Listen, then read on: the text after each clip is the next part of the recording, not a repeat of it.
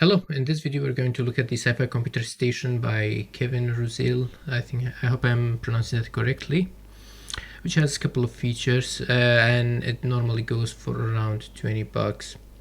The download size is about 5.8 gigabytes. Going to the overview level and getting a closer look at the meshes. You see they're really high quality up close. And these details are from the meshes themselves and not from normal maps. You can see pulsating effects on these screens.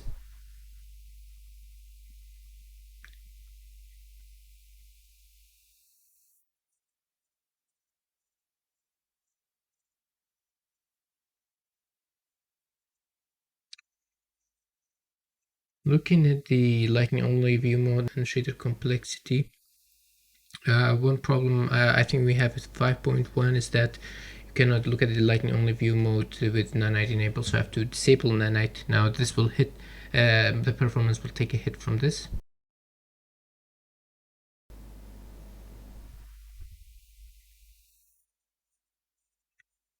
Yep, very high quality and detail. And I think in this it said that on the store page that each one has two bevels on all of the edges. Should give that nice reflection on the edges.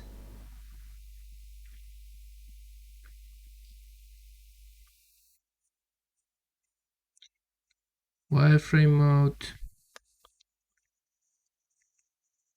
you can see that they're high poly.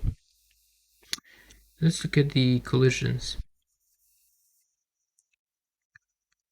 They're convex and they're not that accurate. They're automatically generated.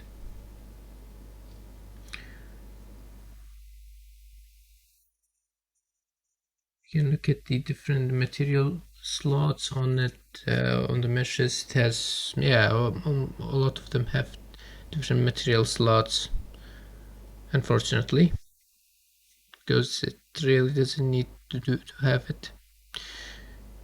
Looking at the vertices count, these four are less than 10,000, and you can see that most of them are below 1.5 million. You can see that I get about 20 FPS from this, but when I enable the night it's about 70. Makes sense because there is no LODs on it. I think I talked about the material slots, but still, I hate meshes having extra material slots that's not needed, but these have it. And I don't think they're that much needed. Mask could have take care of it. Looking at this folder structure, there are these spline blueprints. You can make splines. Looking at the textures, they are 4K, but it could have been much smaller and just tiled. Like, I mean, it was already tiled. And the problem with the emissive masks, lots of wasted texture space.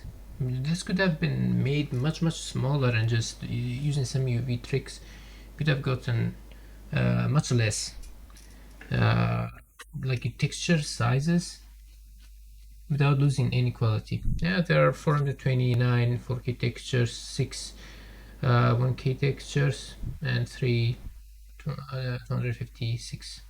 One other problem is that a lot of textures, like 60 something, has alpha channels that are not used. I mean, these result in significant size of the textures. After like disabling and compressing without alpha, it gets from 16 megabytes to 8 megabytes. That's half the size. Looking at the master materials, there are 5. One for the fog, one for opaque with simple emissive, and another opaque with complex emissive, and this same goes for translucency that have versions like the opaque. There are different parts with the UV control, 3 layers and the emissive part, and for the translucency there is that part that controls the refraction. Going to the meshes, we can see that there are 2 UV channels, but one of them is used for most of them. And without even using the UV editor, you can see that a lot of them could have been overlapped. You have to disable Nana to look at the different material slots, at least in 5.1. I haven't checked it in 5.2 yet. I mean, those could have been just made into a single slot. There is nothing that's needed for it to have different material slots. Not needed. Looking at this, you can see the tiling on the material parameter there. I think 3 is enough. And then offsetting UVs, why is it, does it stretch? Is it, does it, oh, okay, let's look. Okay, the offset is multiplied. It should be added, not multiplied to the UV. So it's set up wrong, by mistake on the material, master material. So it's an easy fix. You can see the base color texture and the tint, and you can change the strength of the tint.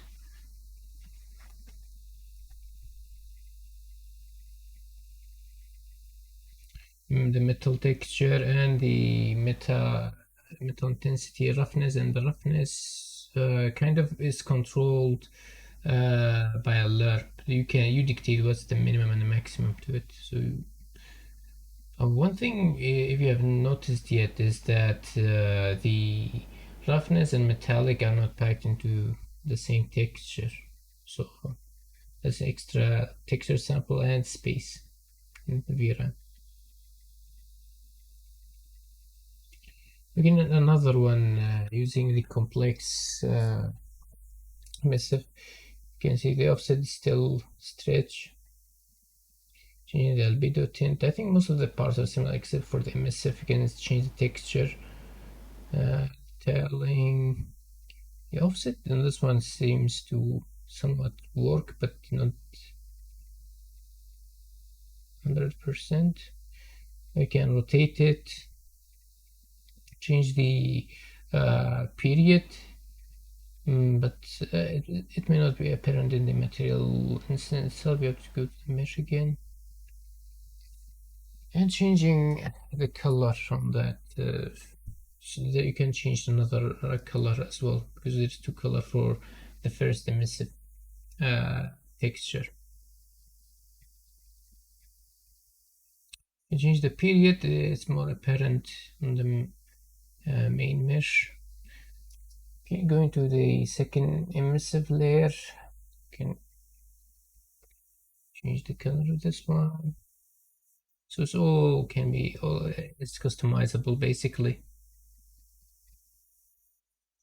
Looking at the glass material instance, we have to first decrease the intensity of the emissives on the 3 layers.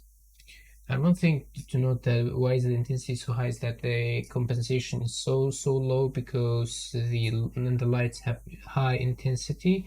I think the seller said that is because of has a ray tracing capabilities or something of that sort.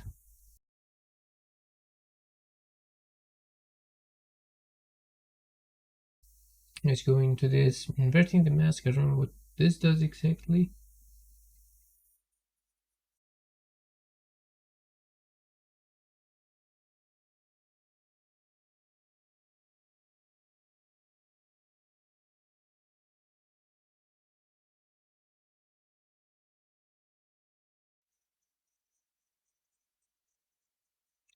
Changing the colors, the text, because each emissive layer comes on something. Going into the demonstration level, there is nothing loaded, so because the world partition is enabled, you have to first select an area and load the part, and so the meshes get loaded.